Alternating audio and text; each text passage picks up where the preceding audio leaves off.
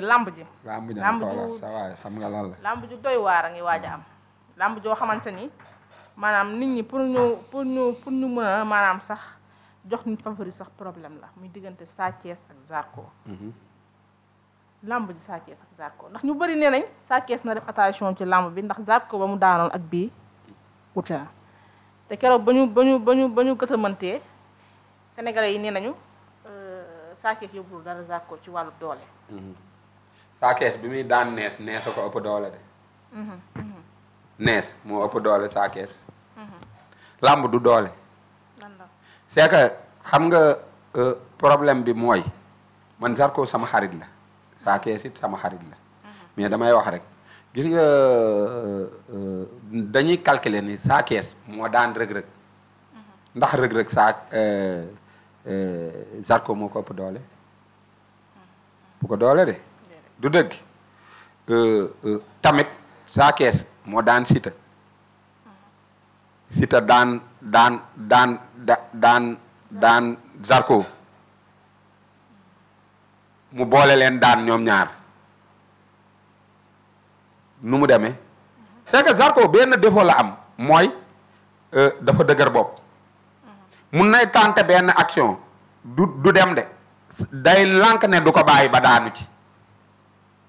moom Zarko te Sa Thiès da koy agressé mais ndax agressé bu baax na ci moom.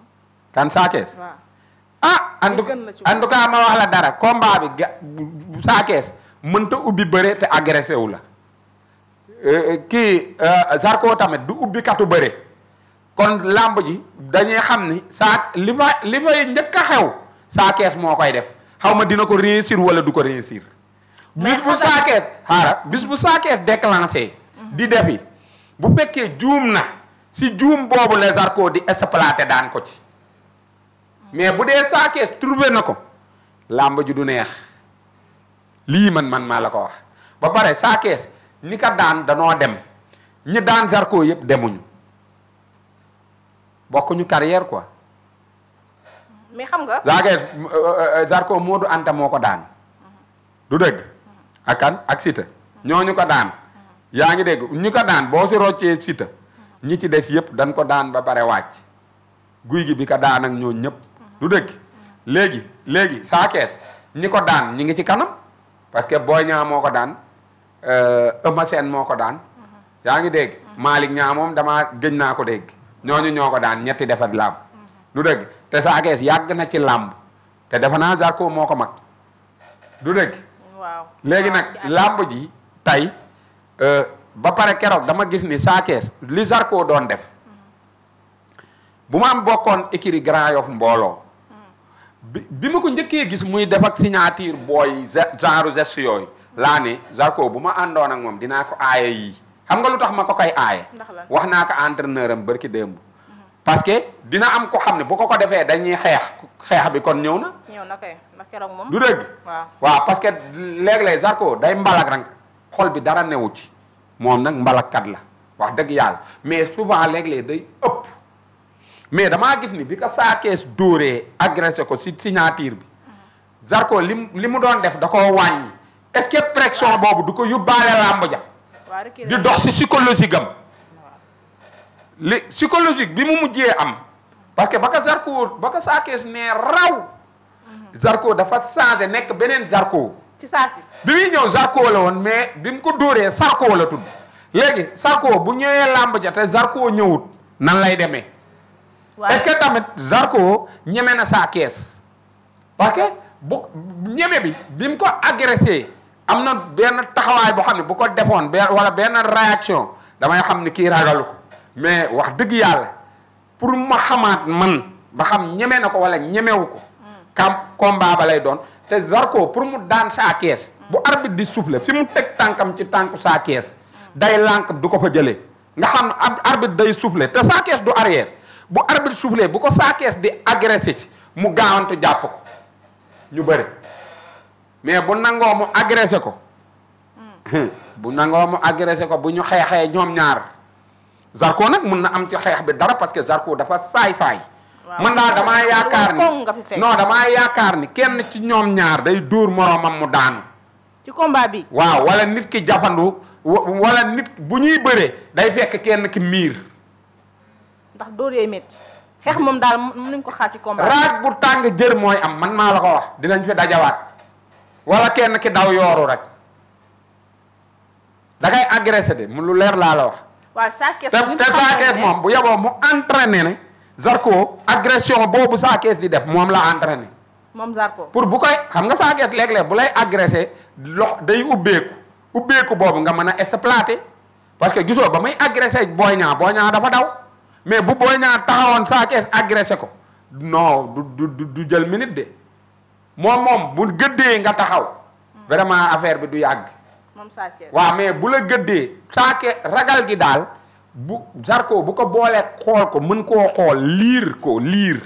bu ma yóbbu woon Zarko dama naan ko yow santuma la dara lu dul nga liir Sa Thiès liir dong la mën a def ba génn ci mais mu ñëw nii liiroo ko lim mu indil la affaire am yooyu mu indi yaa ngi dégg nga daw bu ko fekk si loolu wallaay da lay daan jël bu ñaaw booy lambu du affaire doole de lambu fit la te Sa Thiès mii dafa kon lu leer laa la wax daa ilaha illa xoola ma wala dara waa kër Dubales waa kër Faalaay du amuñu kuñ ragal ci làmb loolu dëgg la te gisoo ku leen di entraîné benn entraîné rek nga leen di entraîné mooy dañuy ñëw mus ngaa gis Ama day arrière amut lu am jël Pokala day arrière daa am ki beneen Jacob day arrière amut kii naka Sa Thiès day arrière ku da ngaa dégg Balla day arrière daa am Balla du arrière askan boobu yaa ngi dégg boo leen di entraîné day ñëw rek yow mais ndax Sa Thiès combat bi maanaam attaqué moo ko ci génnee comme ni mu daan def ñëw rek biri mbacc mu ñëw dóor mënoo ko aaye parce que may ñam la c'est que Sa Thiès benn défaut rek lañ mën a wax ci moom mooy coup yi fi muy jóge daa sori moo tax gars yi di ko tafu ci wet coup boo xam ne dafa jóge ca Touba bëgg a ñëw Ndakaaru nit ki dalay xool gisoo contre Eumeu Sène fi coup Sa Thiès bi jóge moo sori moo tax Eumeu dóor ko mais bu doon daf ko jam fi mu xool mu jam fa xanaa am loo góor bu mën a xeex dëgg fu bët bi tegee loxo ba dafay gaaw tegee loolu la Modou Lo am Modou fu mu la xool ba gis ko turu loo gaaw dana fa ñam mais bu dee dóor yi da fi muy jóge coup yu sori yooyu bu ko Sa Thiès indee mën naa ñam mooy défaut am de man loolu rek laa gis ci Sa Thiès muy défaut coup yi fi muy jógee dafa sori parce que bii passé coup ba fa mu jógee sori Zarko yegg ko foofu mu def ko ne ko réel kooku yegg ko fam ko yegg mu def ko Boy Niang reculer parce que Boy Niang 3/4 lay bëree da ngay ñëw mu def une nga def ne dalaa ragal 2 mu cokkaas la 3e mu daw jàpp la 3/4 lay bëree te maayin lay bëree parce que lamb du affaire guerrier affaire maayin la lamb du yëfi guerrier de affaire maayin la guerrier am na ci mais kii da lay agressé gis nga tay lamb buñ ci doon wax Sa Thiès agresseur la da lay agressé day agressé de mbëru mbappat yi ngay gis ni mbëru mbappat yi ñoom tay ji ma wala dara Franc jàmbaar la de ñoom Reug jàmbaar lañ de mais xoola nañ moytu Sa Thiès baaxul ci mbër yooyu ni muy bëree quoi dafa xaw a ñooñu waaw te mbapatkat dafa ragal agresseur boo agressé rek ñu joxe seen bopp mais ñu bëri nee nañu Zarko dafa xam maanaam Sa Thiès ni nit la koo xamante ni dafa agressif moo tax mu di ko cokkaas te keroog làmb ji soo moytuwul loolu lay andi ba Sa Thiès juum waaw léegi dama lay wax benn affaire xam nga Zarko li mu bind yëpp ci téere yaa ngi dégg couverture bi le 22 la koy def téere bi fu mu toll dafa des parce que ñi mu daan nag bokkul ak kii waaw bokkuñu moom léegi xanaa am la fu mu toll nii Zarko lépp lu mu mos a daan dañ koo aj nii di xaar bisu combat bi lañ koy aj mbaa ñu continuer di ko aj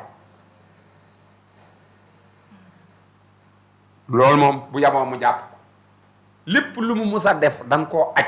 parce que dañ ni ay rakkam la daan ak yooyu ñi mu daan booy la ñoo ak yooyu léegi nag Gris Bordeaux mag la xam nga nangam du dëgg mais kii moom lépp lu mu musa wane ci kii lay leer bu bëggee loolu ñu nangul ko ci kii lay leere la mën a yéegee daal waaw combat bi fit mooy tax Zarko génn ci mais ndax ni nga ko gisee fit baa ngi ci moom nii ah mais xam nga tamit nit lu mu ñeme am ku mu ragal di est-ce que ñeme na ko loolu laay laaj de man ba tey ndax ñeme na Sa Thiès waaw Sa Thiès moom jeexaat lay fecc bi su làmb ji foofu rek doom delloo fa sab loxo loolu la bëgg nii de loolu lay fecc ci kawam sax jeexaat foofu rek doom delloo fa sab loxo jeexaat loolu lay def nii parce que foog na ni fa mu defoon lay dema fa mu defoon loxoom la koy defaat. mais est-ce que benn la entre temps Zarko déedéet xanaa revanche non revanche moom revanche bu gisoo depuis bi fi mbër yu mag yi jógee ba léegi ku mën revanche nekku fi revanche jafe na mbër mën ko de waaw ñu daan la mbër bi ñu la daanoon ñëwaat nga fayu xamam loolu moo tax Yékini nekk kàngam bu fu mu comme daan dalay daanaat. ah boo ko xool diggante Modou Lo Balla Gaye. non mbëri yooyu mënuñu revanche damaa gis ni ñoom ñëpp ku ci def revanche da ngay daanuwaat parce que gisoo Modou Lo Balla da koo daan mu def revanche daan. waaw Balla Gaye tamit Eumeu Sène da koo daan mu def revanche daan. Bombardier noonu yaa ngi dégg Balla Gaye def revanche daan. léegi ban mbër moo mën revanche léegi nag Zarko dañuy xaar ba xam mën na revanche am déet ku mën revanche. ah waaye keroog nee na moom yàgg na wax ni dina bëriwaat ak saa. dinaa bëreeg diw ak dinaa daan diw du benn.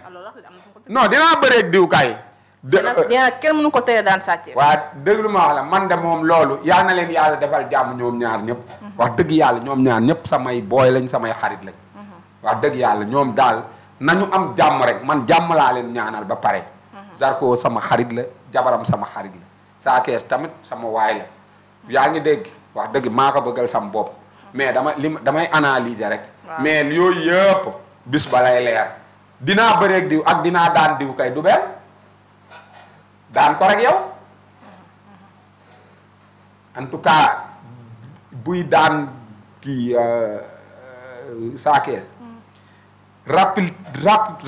rapidité bi mu war a indi carrément foog mu mel ni bu Modou Lo boobu ba pare il faut mu indi xeex bu sax te ba pare bu mu moytu dóoru Sa Thiès yi xanaa am loo dóor doo ko moytu da ngay wàcc gisoo Balla Gaye lu tax mu dóor dóorkat yëpp mu duma leen day leewu loxo dóorkat te booy dóor day wàcc gisoo booy dóor day wàcc Modou Lo booy dóor day wàcc dóor kenn du ko fente da ngay wàcc mais Zarko bu Sa Thiès déclenché wàccul loolu muy jonkan noonu di ko essayé bu yeboo bisu làmb ja mu indaale ko jonkon bi non moytu wàcc bi waaw demi flexion bi gisoo Modou Lo da ngay déclenché mu def demi flexion nga ni nii mu gudd nga ni nii mu gàtt ñëw na te jumbax lay xool du xool bët moom jumbax lay xool Modou loolu daal bu ko indeen moom mën na am dara mais bu ko indiwul làmb ju gaaw lay doon de Sa Thiès moom xam nga ko waaw vraiment du fa naajeel kenn déedéet man lu yàqal du naaj de affaire bi du naaj moom moom bu lay daan ak boo koy daan yëpp du naaj bëreem moom du génn ay 10 minutes du ko génn de bu yowoo mu xam loolu bëre bi du ko génn de dëgg yàlla ko génn de kon daal yow daal soo ko doon wax daal moom Sa Thiès na ñëw daal indi xeex bu saf-saf tey moytu ku fañ bu sori non ku bu sori boobu moom bu yaboo mu moytu ko Zarko tamit na moytoo sori Sa Thiès bu amee distance bu Sa Thiès déparé du ko arrêté de bu doon maay moom ci arbitre bi daal buy waaj a soufflé jëlal sa tànk teg ko ci tànk Sa Thiès mais bu nee la randul nga randu arbitre soufflé saa di la gis nii man duma ko digal de bu Sa Thiès tàllalee loxo bi bu doon man la man bu Sa Thiès di tàllal loxo bi ci sama dënn la koy teg maanaam daal bañ a distance daal bañ a am si diggante bi waaw mais bu tàllalee loxo bi seen loxo bi tàll ñareet gisu la arbitre soufflé distance boobu noonu dox seen diggante yéen ñaar bu ko jël see jëlaale la de bu koy jël si di la jëlaale Sa Thiès distance bu tàllalee loxo bi nii Zarko dépassé loxo bi. waaw bu Sa Thiès di jël si distance bi dina jëlaale Zarko man maa la ko wax parce que gisoo ni mu def Moussa Ndoye. waaw Moussa moo gën garaaw ñëpp ci booba dynamique bi Moussa yore ba ka fa Sa fekkee nu mu demee. na moo ngay bu nee nii ne la nii tàllal loxo bi nii waat rek acca affaire ba tàkk na moom ngay jeex na moom ngay da ngay ñibbi mbaamu ñibbi rek lu am jarul jarul sax wax moom ngay moom wax dëgg yàlla da ngay daanu mbaamu daanu wax dëgg yàlla Sa Thiès neexul bëreel quoi sa bëreel Balla moo gën a neex parce que Balla day mépp daa di dem doog a ñëw mais daa moom bu nee nii rek day ñëw amul dellu xam nga Balla da lay yër nga ne nii rek mu na la tëy mais kii du la yër kii day départ moo Ama Baldé day yem neexu ñëw bëreel soo Ama bi mu bàyyee alir bi nu mu demee ba mu ko bàyyeeg léegi ñaar yi mu ko bàyyi yëpp amul lu ko neex mais Ama arbitre daraan dagg jéngi yi génn seen diggante rek booy léewtoo da ngay jekki-jekki mu ne la rab doo xam du la may foo nooyee ba mu ko bàyyeeg léegi nu mu demee ñoom loolu seen foor la maanaam daal mbër ak mëninam daal ma ni xeetu faalaay googu ak xeetu dubalees googu ragaluñ kenn en tout cas yow booy dem bëreeg ñoom butéel boo yor sotti kooko amul dem ñëwaat amul conseiller ñaari yoon amu ci Moussa gis ñuy bëreeg nit ñu leen di conseiller ñaari yoon amul de arbitre pire affaire ba jeex na benn conseiller la de amul dem ñëwaat dëgg la de Jimbori amul dem ñëwaat lu la waaye di wax na la ko wax benn yoon dëgg la de mais bu arbitre soufflé boobu Sa Thiès keroog daal man dama gis benn Zarko bu toog rek aj benn tànk bi rek jàkkaarloog Sa Thiès waaw naan ko léeg-léeg mu naan ko yow toogal rek yow toogal non sama copain kay gis boobu xàmmeewu ma ko billaahi wallaahi keroog daal toog na aj benn tànk bi jàkkaarloog Sa Thiès rek Sa Thiès daal moom benn place la toog xaar Zarko ñëw Sa Thiès nga xam ni mooy problème Sa Thiès mooy problème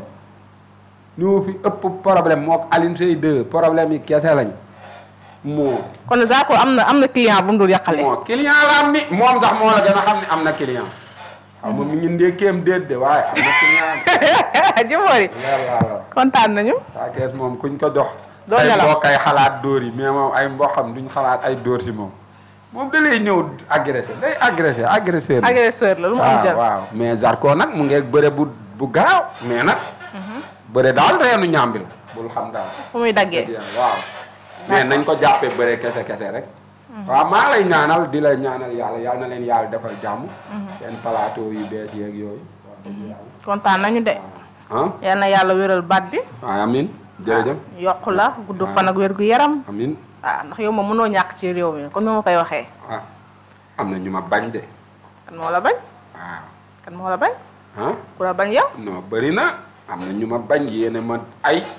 maa la day taale musiba naaru laay mais xam nga njugub ba mu juutoo ni day yàlla dafa day bopp ay waay Jimbori heure bu ñu tasee nga xam ay baat olof yoo xamante ne mu ngi noonu man damay ëlëm man mu ngi noonu de waaw loolu la de loolu mooy maanaam jàmm bi yàlla noppi boo ko bëggee fexeel da ngay sonn noonu la yéene baru teng si la boo ko dóoree si miir boo gaawal puus yow lay dal jërëjëf gisoo balu teng si xam nga ko xam naa balu teng si day def nii di rëb mu dellu si waat sa kaw waaw jeex na mun nga dóor si ndigg mu dal la ci gémmiñ yóbbu sa bëñ yëpp non yàlla na leen yàlla defal jàmm jaajëf kontaan nañ vraiment ami Cheikh fidèles internautes tey Jimbori Faye moom la ñu dalaloon fii yaakaar naa ni waxtaan bi amoon na solo lool di leen jox rek di daje très prochainement merci